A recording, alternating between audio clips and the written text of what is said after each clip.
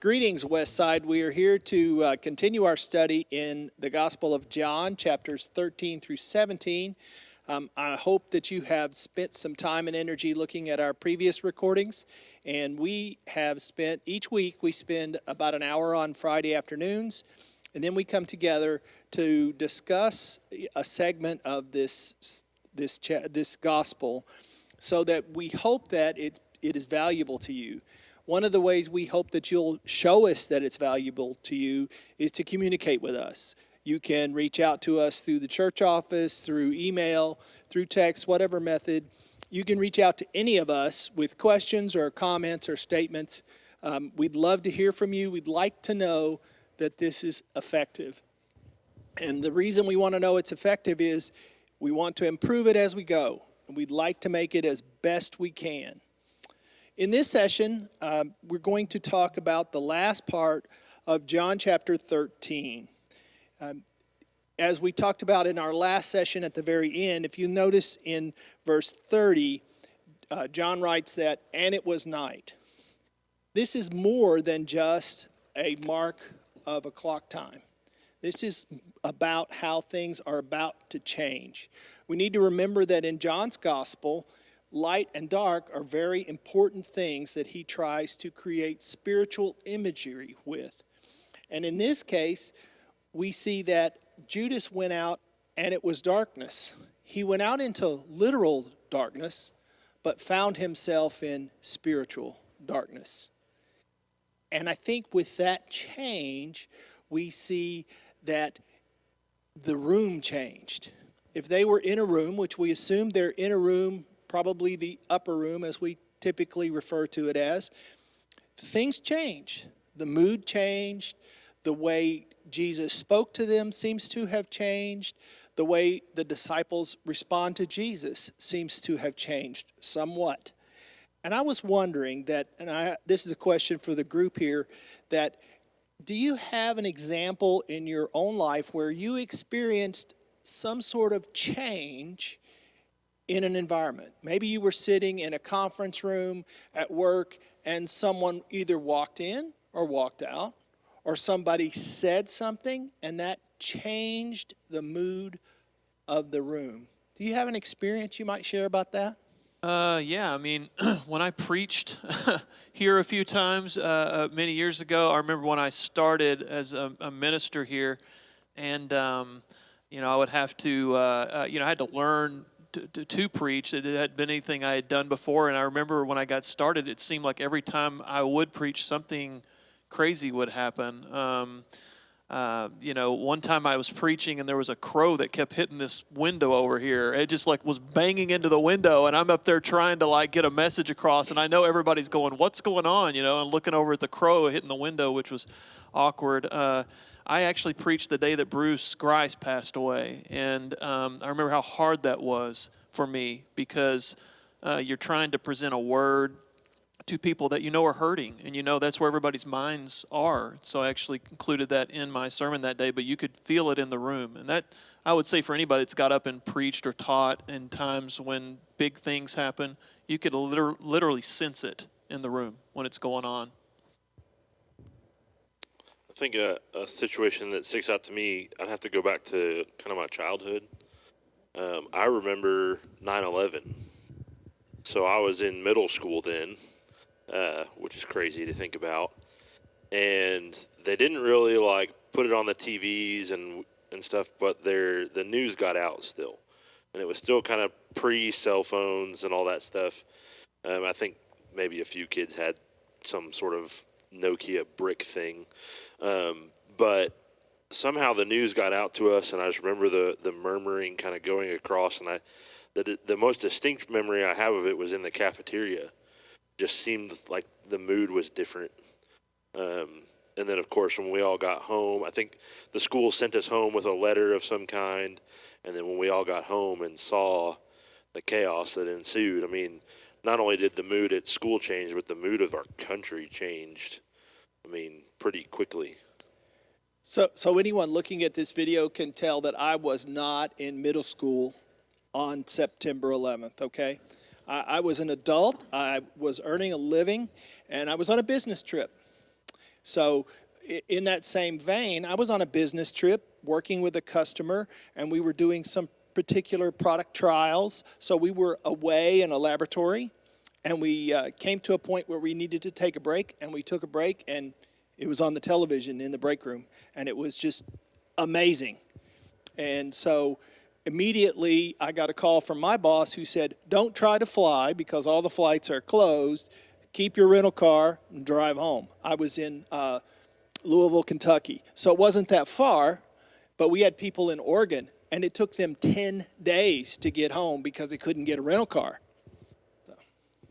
You know, I similar to these, I remember it's probably been over 20 years ago, but at work, we were in a meeting in the morning, and word came through that some of the employees had been involved in a serious car accident, of which a couple passed away. And so one thing that while I do vividly remember that happening and remember the people coming in, what I remember are the grief on the other people's faces.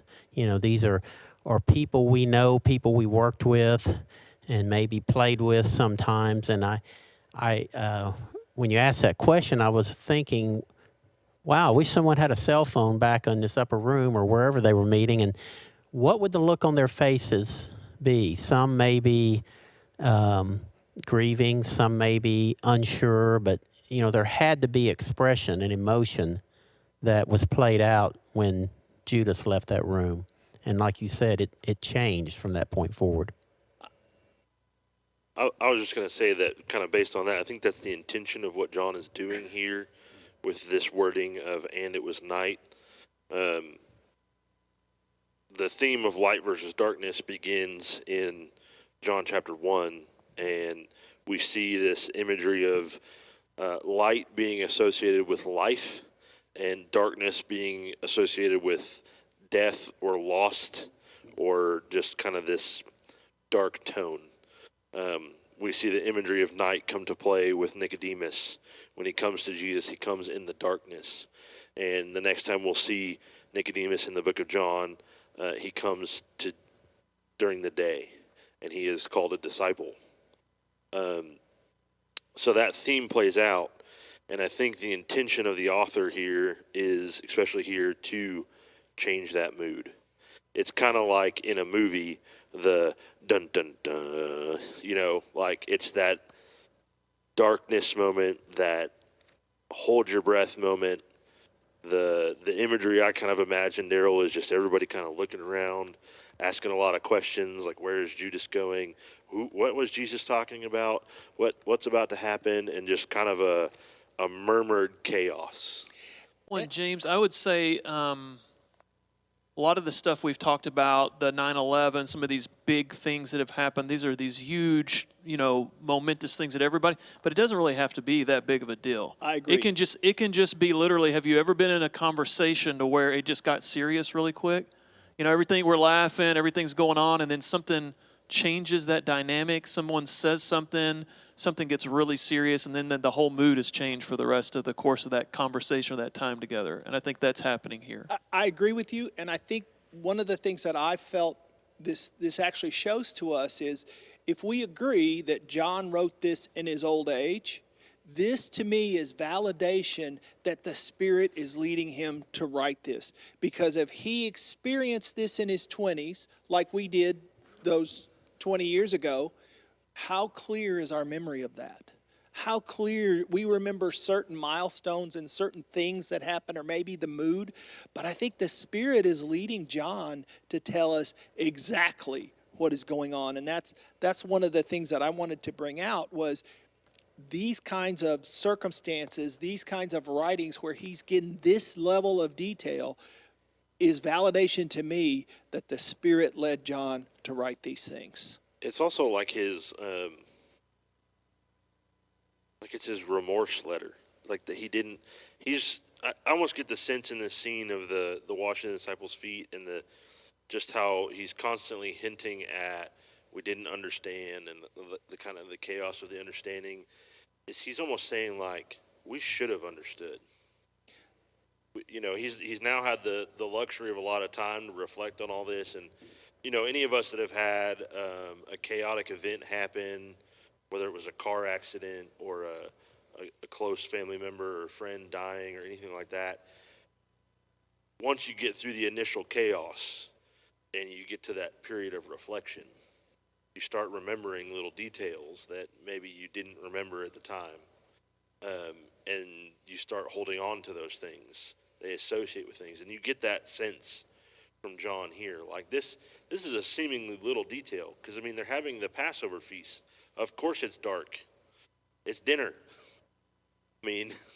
Yeah, they probably started. It might have been daylight, But by the end of dinner, a couple hours, it's dark. So that's kind of one of those from a literary standpoint. You're like, well, of course. But what John is saying is, as I reflect on this, I sense the somberness of what we didn't understand, and I now understand it, and I feel it now. I cherish these moments because of the moments that are about to follow. Right, and I think as we read into this text, we'll see that Jesus is now saying that God is going to be glorified through what is about to happen. And not only is God going to be glorified, but I will be glorified because of the way I do what's about to happen. So let's read our text. It's just a few verses. I'm going to begin in John 13, beginning in verse 31. And when he had gone out, Jesus said, "Now is the Son of Man glorified, and God is glorified in him. If God is glorified in him, God will also glorify him in himself, and glorify him at once. Little children, yet a little while I am with you. You will seek me, just as I said the Jews, so now I say also to you, where I am going, you cannot come. A new commandment I give to you, that you love one another. Just as I have loved you, you are to love one another. By this, all people will know that you are my disciples, if you love one another." Simon Peter said to him, "Lord, where are you going?"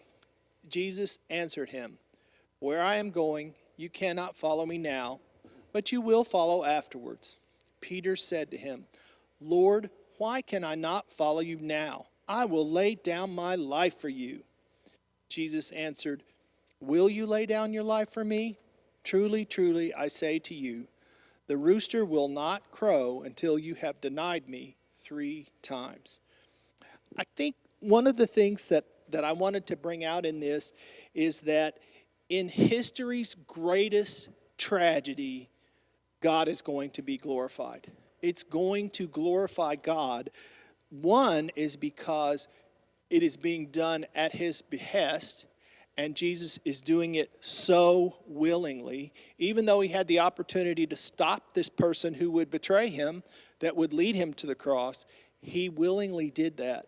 I think the other thing I wanted to make sure we understand is that the disciples don't see it now, but they understand it later. How God will be glorified through these actions. I find it interesting that from a human perspective, Jesus' departure, his crucifixion, seems like an evil deed. It seems, they call it a betrayal, right? We know, as we talked about previously about naming your sons Judas, we don't do that because this act is dastardly. It's evil, and yet God is glorified through it. So from the divine perspective, I think we see that this is a revelation of God's glory. God is going to reveal his glory through the actions that are about to happen.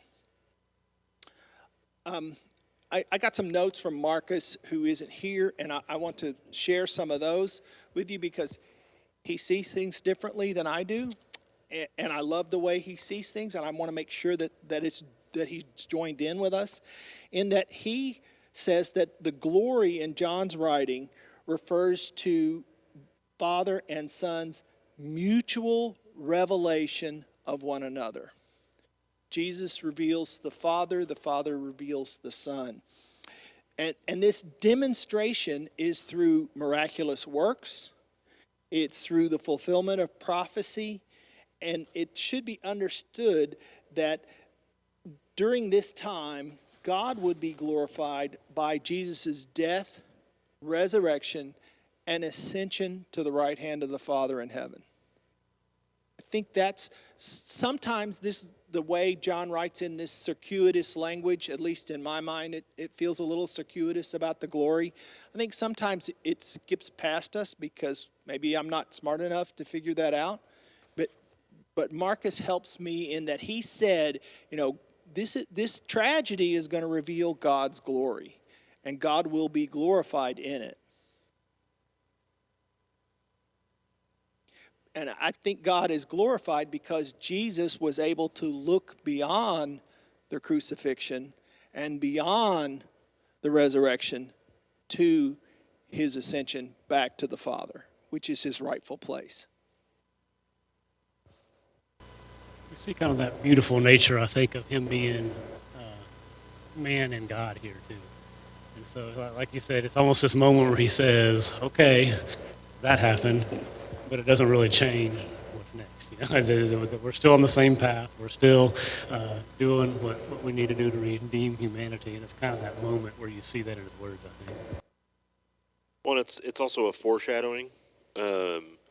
One of the main things that you see a lot in the Gospel of John is he does a lot of somewhat subtle foreshadowing, but when he talks about the Son of Man is glorified and God is glorified in him, the next chapter that we'll get to next week talks about how Jesus is the revelation of the Father. And so these two ideas are intertwined. When we see Jesus, we see the Father, and in turn we see their glory. We see their majesty, their awesomeness, their wholeness. This morning I was listening to a different, the church I used to go to in Memphis, their worship service is about an hour before ours. And so I was listening to it, and they were talking about Jesus, the scene of the disciples going across the lake in the storm, and they wake Jesus up, and he go, "Don't you care about us?" And he calms the storm, and then the question amongst the disciples is, who is this man?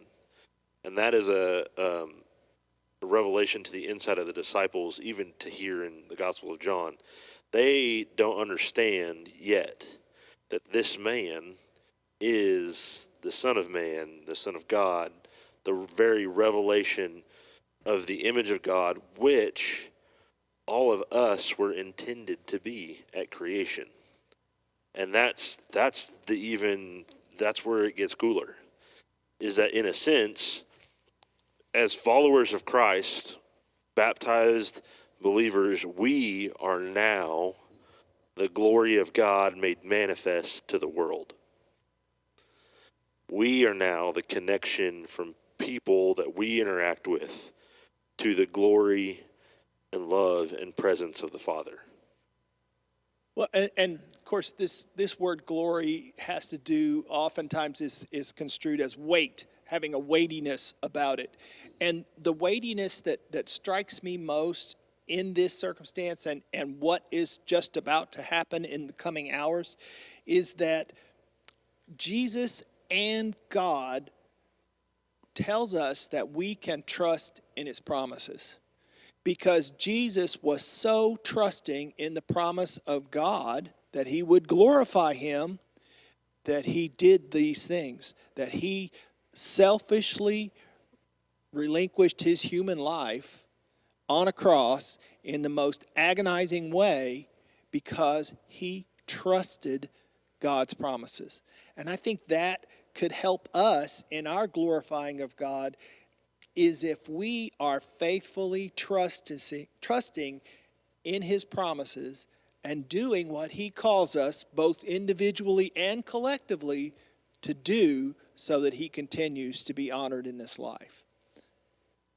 I think that's really important for us. One of the things I like to do is I like to read commentaries from the late 19th century. They have a different view of the world than we do. They have a different look at things. And one of the commentaries paraphrased this as following.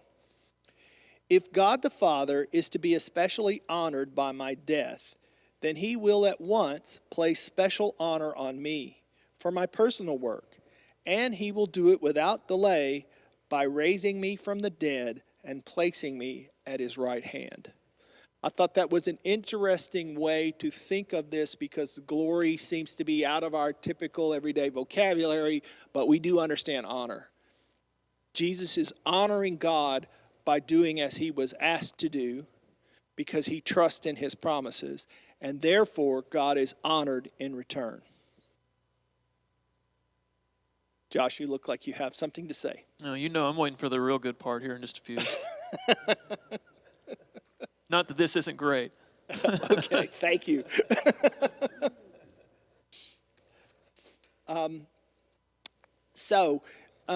The other thing that I want to bring to your attention out there in the audience watching this is not the only time we will be talking about glory in reference to God and Jesus in this context, because it's going to happen again. It comes up again in chapter 17 pretty specifically. So don't let this idea of glory get away from you. As we move along here, the next thing that drew my attention was this little phrase he calls his disciples little children. This is the first time in the Gospels that he's called his disciples that. Now, he refers to many other people in terms of endearment, lots of different types of endearment. There's one in particular where he's at Cana, when he's turning the water into wine, he says to his mother, woman, and in our world, that is almost like an insult.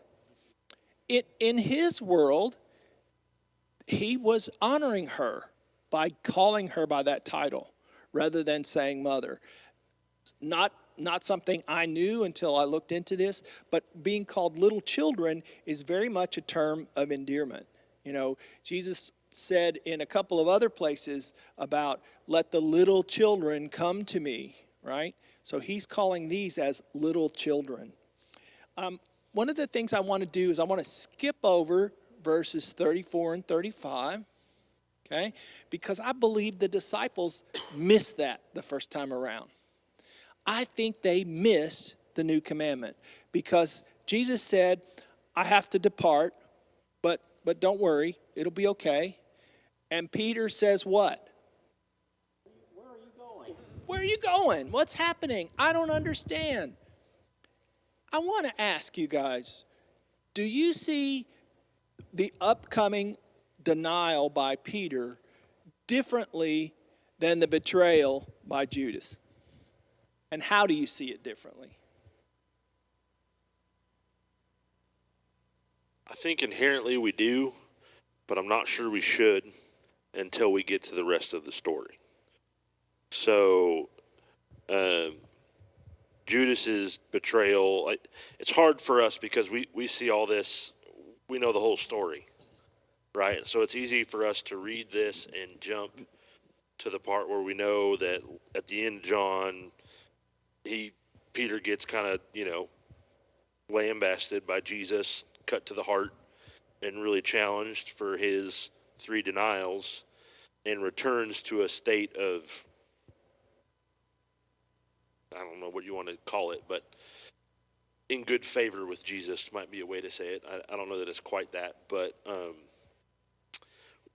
think the intention of the narration of the story, if we were able to read this without the knowledge that we all have because we grew up in church or whatever, if we were able to block out all our previous knowledge of Scripture and read the Gospel of John just as it's written as a story,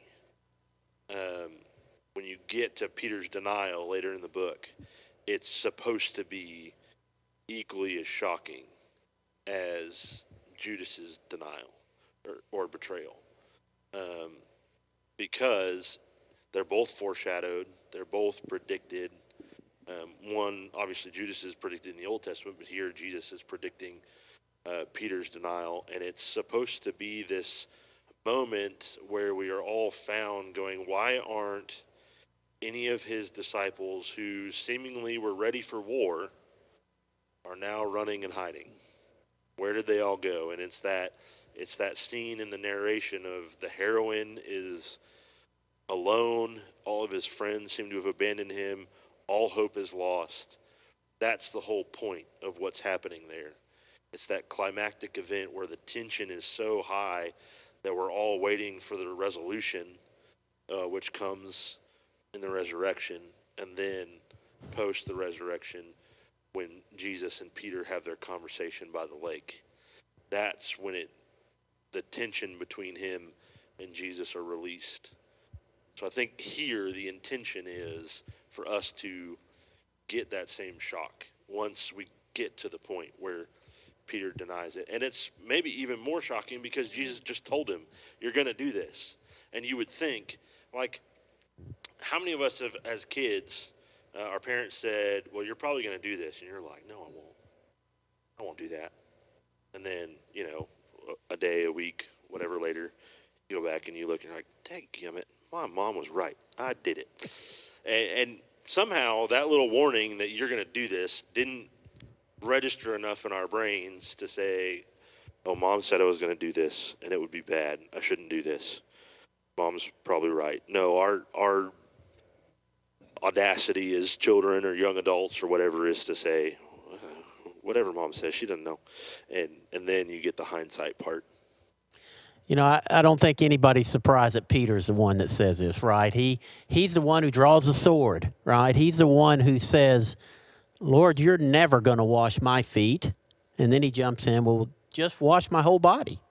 And so I think in Peter's mind, he was never going to leave Jesus. He was going to follow Jesus wherever he went.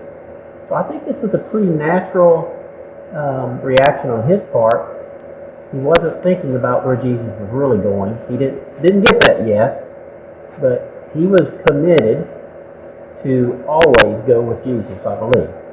And then when Jesus was taken from him, that's when the betrayal came. And so I think he was in a new place in his life.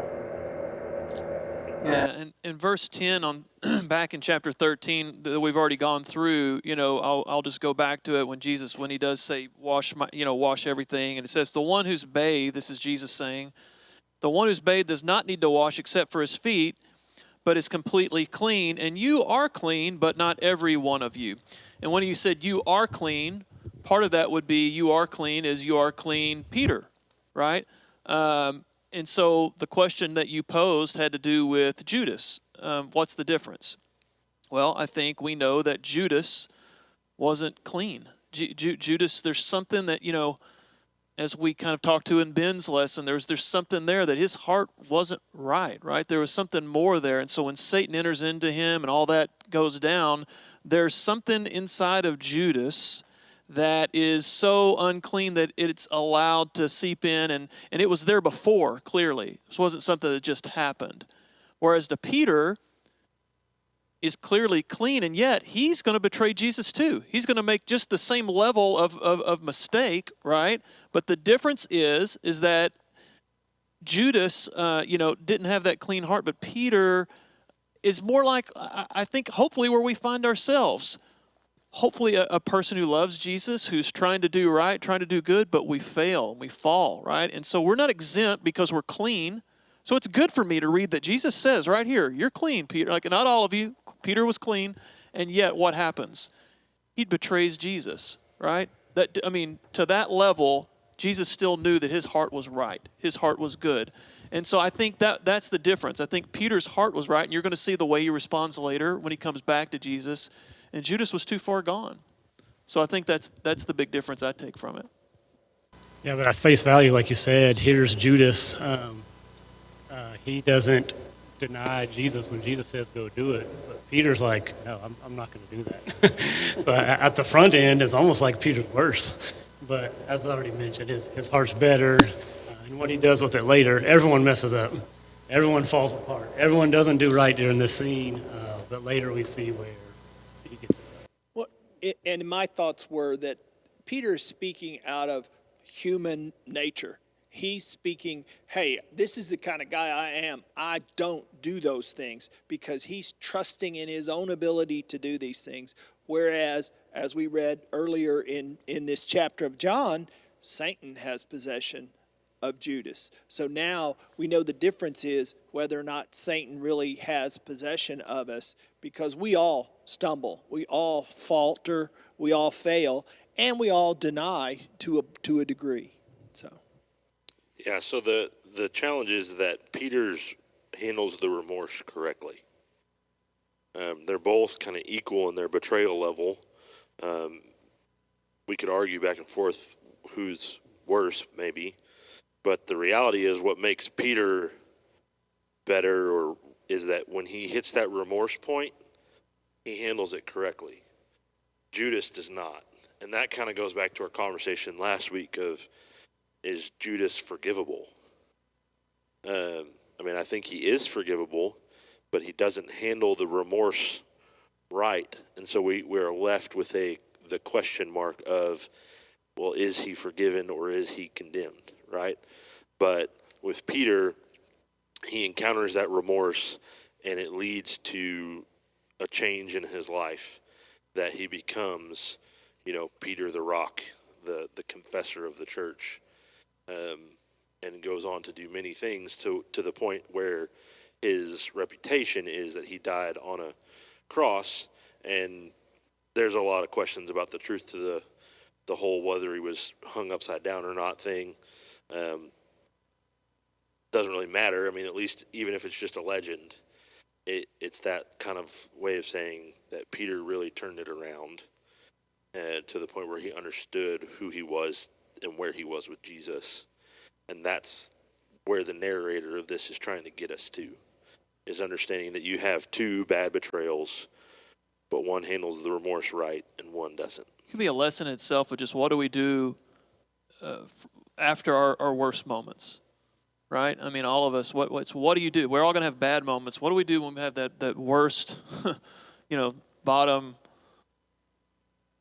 just horrible moment where we've done something horrible, right? How do we rebound? What's our next move? And obviously Peter, and like Zach said, Peter and Judas handle it completely. One takes their own life and says, it's over, and the other repents and comes back, right? Well, and I think that the other part that we can't forget about Peter, which is a little bit out of the scope of our context that we're going to be talking about, is all Jesus has to do is look at Peter after the denial, and he feels the remorse, and he acts upon it. And if you read the text to its depth, this acting upon it is very deep, wailing, sorrowful. Oh man, did I mess up? David and Bathsheba, when Nathan comes and talks to him, right? We see this throughout Scripture, and there are people with good hearts that make really, really bad choices. And I think for us, the takeaway is, how do I respond whenever God pierces my heart and I know that I am that man, right? Do you make excuses and try to put it on someone else, or do you get cut to the heart and repent? And I think if you're not penitent, if you want to just keep trying to say, I was right or it wasn't wrong or however, you need to ask some hard questions. We need to ask some hard questions if that's our response, because our response should be like Peter's, like David's, like all of these. Whenever and that's where this beautiful psalm of create in me a clean heart, O God, and renew a steadfast, a right spirit within me. That's where that comes from. That psalm means so much more when you know what happens before that led to it, right? And we need to have those moments in our lives as well.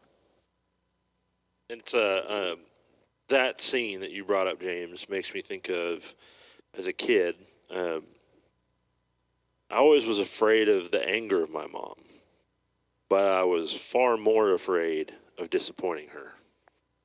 There is nothing still as a child, as an adult, if my mom came to me and said, I am disappointed in you, that would be devastating. I can deal with, I'm mad at you. Okay, what I do? Yeah. Get the switch. Yeah, right? Exactly. So it's like, okay, you're mad. What do I need to do? Whatever. But that whole I'm disappointed. And I think that's where John is trying to get us to, is that the disappointment for Jesus is real, but it's how we handle that disappointment.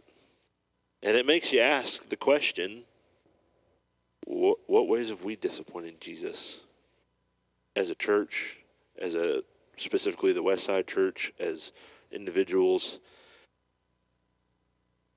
how do we handle that? I agree, and I think we could discuss this at a much longer period, but I'm trying to stay wise of the clock. Okay, so I want to go back to verses 34 and 35, the new commandment. When Jesus says this new command, this new means a new kind of experience, and it carries with the idea of something that hadn't been seen before. Is the idea. It's not like a new car. It would be like a new kind of car that no one has ever seen. Is more along the idea where it's not been. He's asked his followers to love as he has loved. So that is the only way they have ever seen this kind of love, the way Jesus demonstrated it. This self-sacrificing, totally, mutually committed love.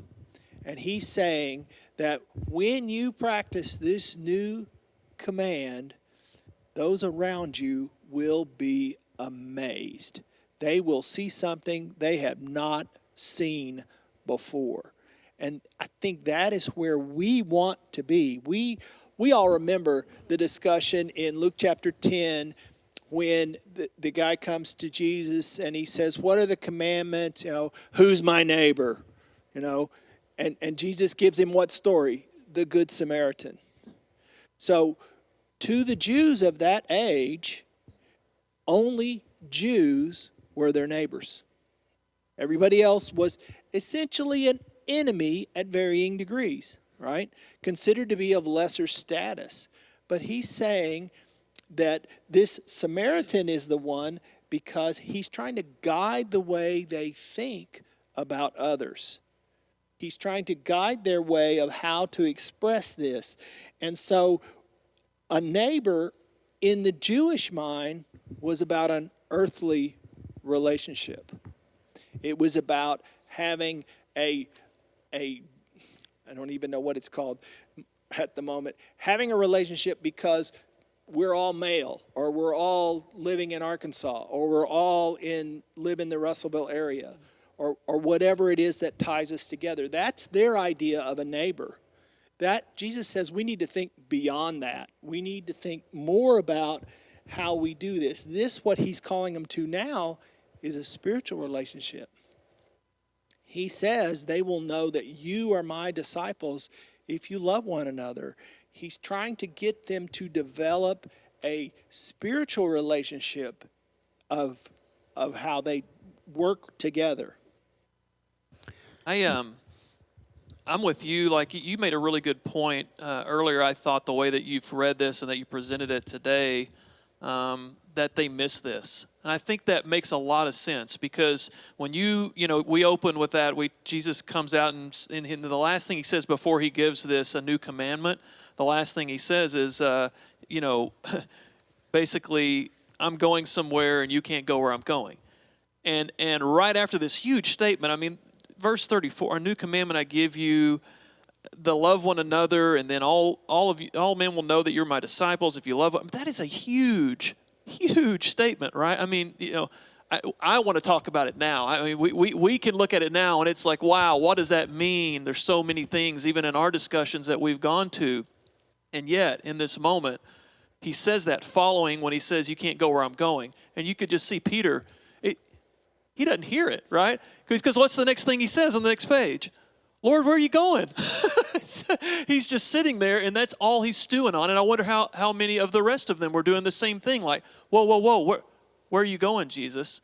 And they miss this. And my question is, do they come back to it at some point? Obviously they do, but, when they come back and they kind of, oh, wow, he said that. And I think that holds true because he repeats it in 15. Not very much further down the road here. He says something very similar. And you get the feeling he probably said it because he realizes that they missed it, right? And it needed to be repeated. Yeah, and so I'm sure later on they were gathered around in places and started talking about not just this, but the stories that Jesus told and the experience he had. You mentioned the Good Samaritan, that story. That was really showing this love.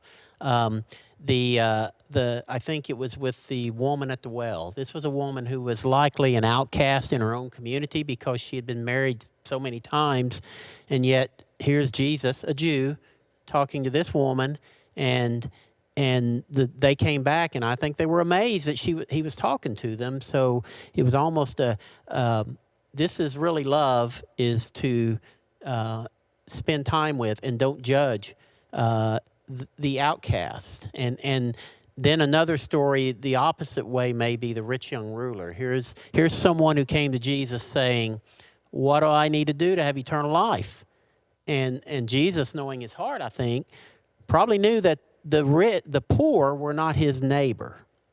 And he said, just sell what you have and show them love by giving it to the poor. And unfortunately, he went away sad, sorrowful. He was not going to do that. And so, based on what we know from Scripture, he was not willing to love as Jesus loved. So where he says, "A new commandment I give you, that you love one another," getting into it, what does he mean, a new commandment? And that's really what I've thought a lot about. And I think obviously it's not a new commandment. We know that it's an old commandment. We can go back to the Old Testament and see that. And yet, who's he talking to? To some guys that are enlightened Jews at this point, but still very much Jews. They had all of that history of the Pharisees. You could do this on the Sabbath. You can't do that. All the rules, all the traditions, all those things that we know because of Jesus' words and all that we get in John and Matthew, Mark, and Luke that show us, they missed it. They were putting that above love. And so I think it's obviously not a new commandment, but in some ways it is a reset. And that's a pretty strong thing to say, a commandment, a new commandment I give you. And I think the reason that Jesus does this and the reason he goes back and does it several more times is because it's so important that he understands that he knows what's coming. He knows that at some point, this thing about circumcision is going to be a big deal and what you can eat and what you can't eat and Jews and Gentiles worshiping together, what? He knows how much that's going to rock their world. So what's the only commandment that he could give that would supersede all of those things, right? Love. And I think it's hypercritical that we understand that the Greek language that this was written in has a multitude of words for love, because in our culture we've watered it down so much. It's, hey man, I love you, Daryl.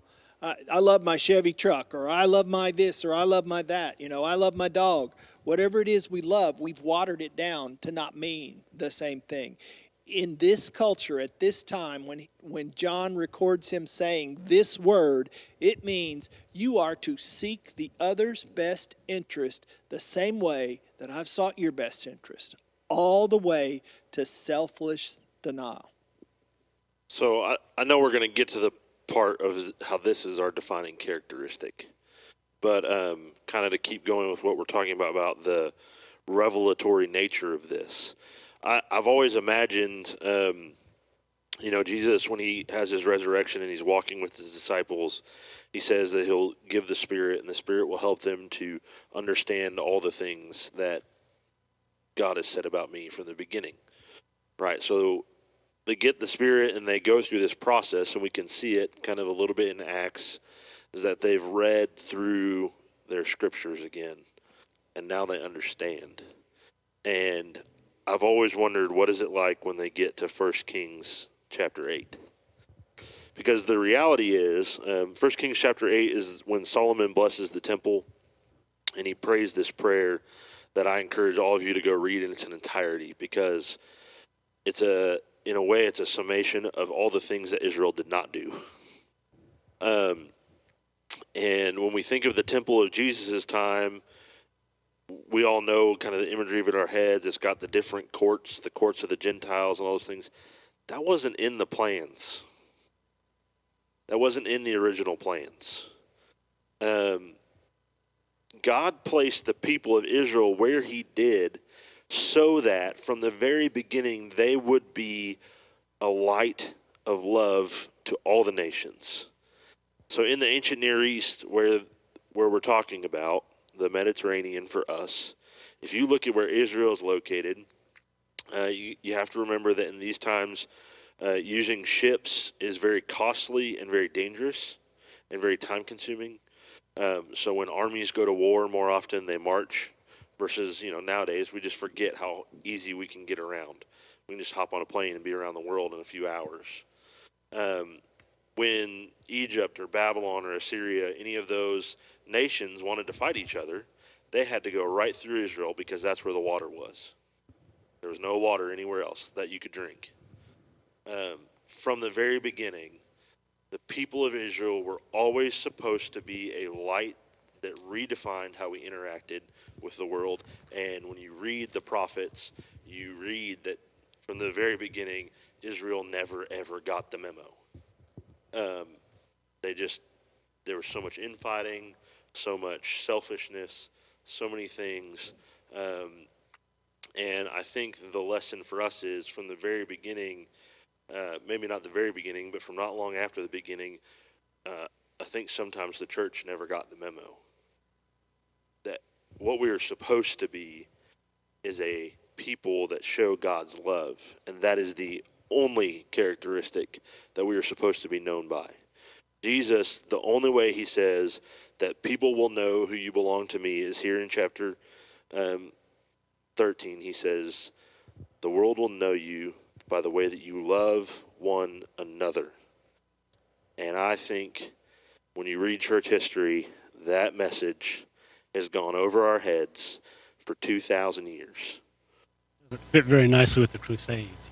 Just like I said, all through time there's been struggle there. I feel for Jesus as a training manager here. He says, where I'm going, you can't go. So let's get past that. Point 2 is, this is what you should be doing. And then point 3 is a derailment that immediately goes back to. I just really feel like Jesus is going to, he has to come back to this because he knows. I think there's things that we can look at this and say, what have I missed? What have I not gotten? What points have I not heard or not let seep into my head? What am I not remorseful for? Because I've jumped back and said, well, no, that doesn't fit my narrative. What's next, Jesus? Well, and I've said a couple of times that sometimes John got by me because of his subtleness. I missed it somehow. I'm not good at taking hints. I'm just confessing that up front. I just don't do it well. And I should be working on it more, I guess is what I'm trying to say. But the things that I do catch is this repeated word or these important words that they tend to. The one thing about first century writers is when they wanted to make a point, they repeated that word, or they used that word in a different place, or they used a different variation of that same word. Love is one of those that John really locks onto from the very beginning. And he locks onto it hard, saying, Jesus loved us. This is how much God loved us, that he sent his one and only son. We could cite those all throughout John's writings, both the gospel and his letters. The other thing he locks on is the word know, K-N-O-W. This is how people will know. And this word know is an experiential knowledge. This is how people will experience what it's like to be my disciple, is when you love, you seek each other's best interest, absolutely to the nth degree.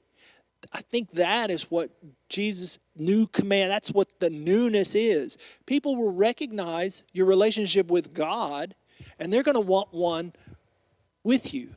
They may start out by saying, wow, those people really love each other. I'd like to experience that too. And if we're doing it right, they will realize that our love for each other stems from our love for God, or knowing God's love for us, and we can lead them to know God's love as well. And I'd say just like the way that I said earlier, that when he says a new commandment I give you, that was something that would have been new to them, or needed to be new to them, because it would supersede those things that they had gone on before. Do this, all those rules. It speaks the same message to us today. And this is going to be hard to hear. It's hard for me to hear sometimes. But I think that the reality is Jesus is saying the exact same thing to us by this, how you love one another. That's how people will know that you're mine, right? And it's not whether or not you have, you worship with a piano or not. It's not whether or not, you do some kind of thing that one church does that another church doesn't do, right? It's not wrong to say that our church is going to do something this way, but at the same point, it's also not a reason for us to not have a loving, close relationship with our brothers and sisters who see things a little differently. And that's something that, here, I know just growing up in a church of Christ, that's something that we've let separate us. And I think Jesus is saying this exact same message to us today, right? That we're going to be known more than anything else by our love, not by our rituals or habits or any of those things, by our love. And we need to get that because it needs to supersede all the other stuff, just like the Sabbath day and all the stuff that they were dealing with and they had to get over. Same with us today. We've got to figure out what are those things we need to get over because love is the main thing. Yeah, I was going to look in 1 John chapter 4. That's my conclusion, but you're welcome to please go. Stealing the thunder. I'll wait later, and if you don't say it right, I'll correct you. How's that? Okay. I will. All right. I will acquiesce to the elder. Let me hit you with this brick, James. The church at large is not known for love. Period. End of story. Westside Church of Christ in our community is not known for the way that we love one another. Period. End of story. We failed. And the first, if AA or Celebrate Recovery teaches us anything, we have to admit our mistake. And let me tell you, church, I'm guilty of this myself, so I'm stomping my own toes before I step on anybody else's toes. But when it comes to the matter of being known by our love for one another, we have failed. Period. And so that leads to the question of where do we go? How do we fix it? And all I can ever think about when I read this story and I read this line is the image in Acts chapter 2 of the very beginning of church when the apostles and the disciples are meeting together.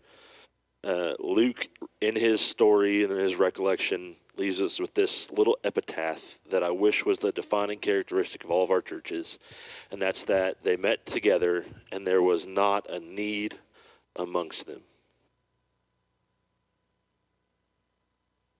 I don't know what a church looks like where there is not a need amongst one of its members.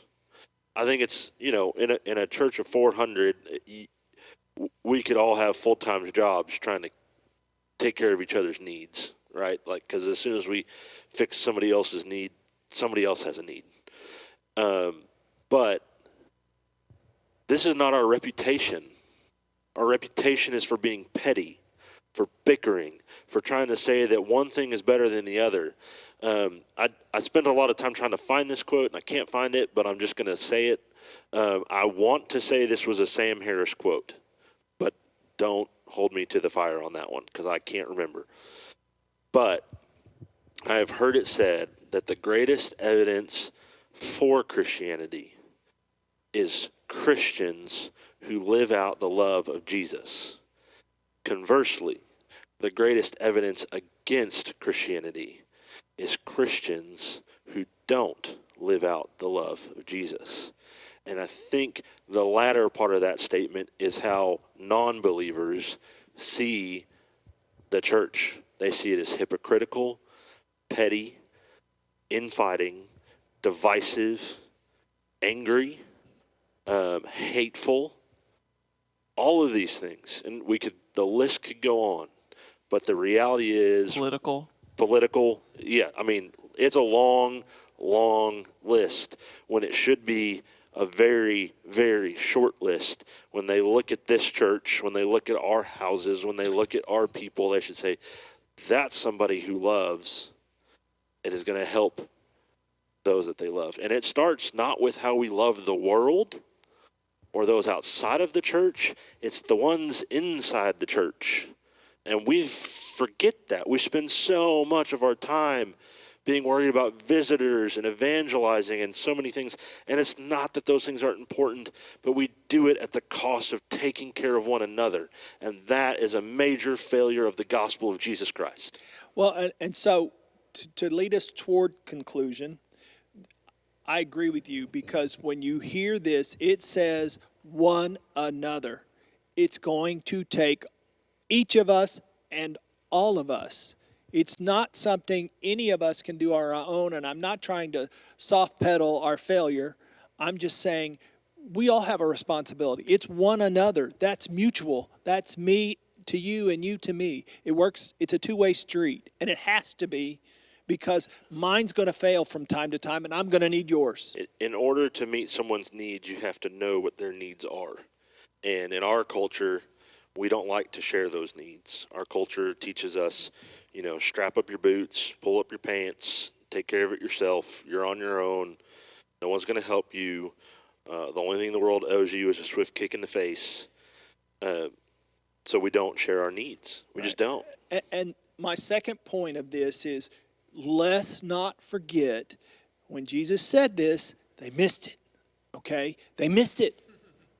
And it came to John through years of being led by the Spirit and doing what God wanted him to do.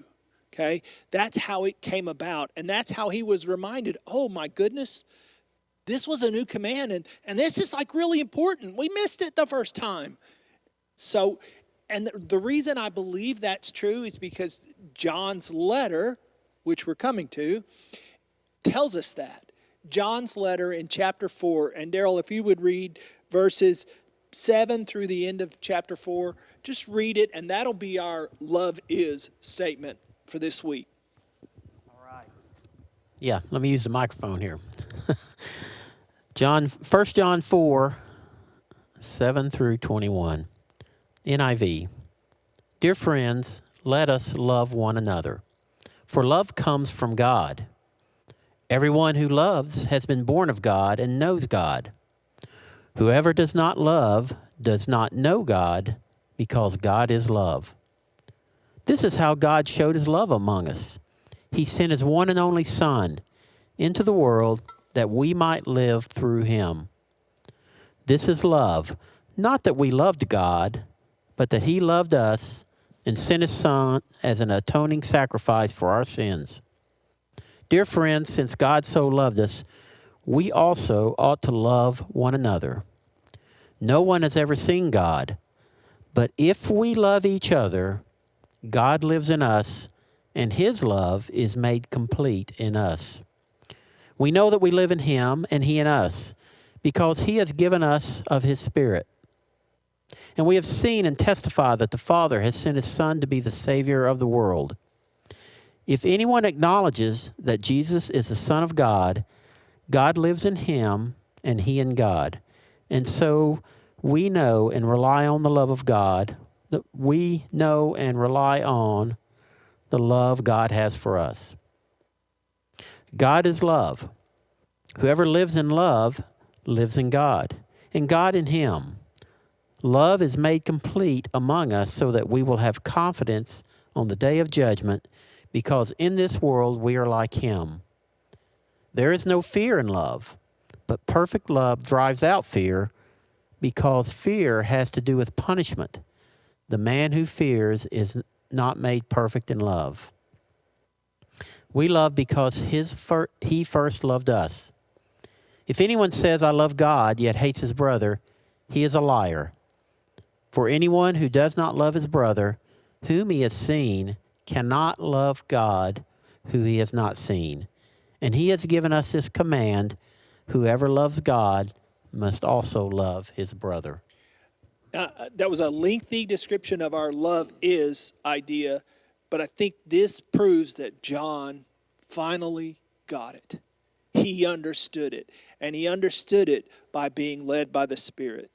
So in our next session, Ben returns as our guide, and he's going to take us through the first part of chapter 14. So, Ben, if you would introduce that and close us in a prayer, please. Yeah, there'll be a serious lack of vampires next week. I know you guys are disappointed. I know. But as we get to 14, we do see this section with further really on-point messages from Jesus that are just continued to be missed by the apostles. And so it's a pretty big couple of questions, but as you look forward to it, as you read, try to answer the questions, why did Jesus come, and who is Jesus? Those are very big questions. We will dial that down a little bit better, but you'll see where the apostles can't answer either of those in the room at this point. And so we'll be looking at that in chapter 14. So let's pray. Lord, thank you again for this chance to come together, and we just ask that you get through our heads what we need to be doing in the moment now.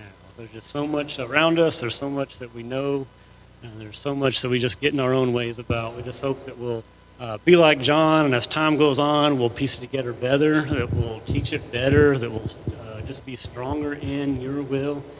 But just help us not to miss the big points and the big moments, and help us to always seek you for forgiveness and to react appropriately when pointed out the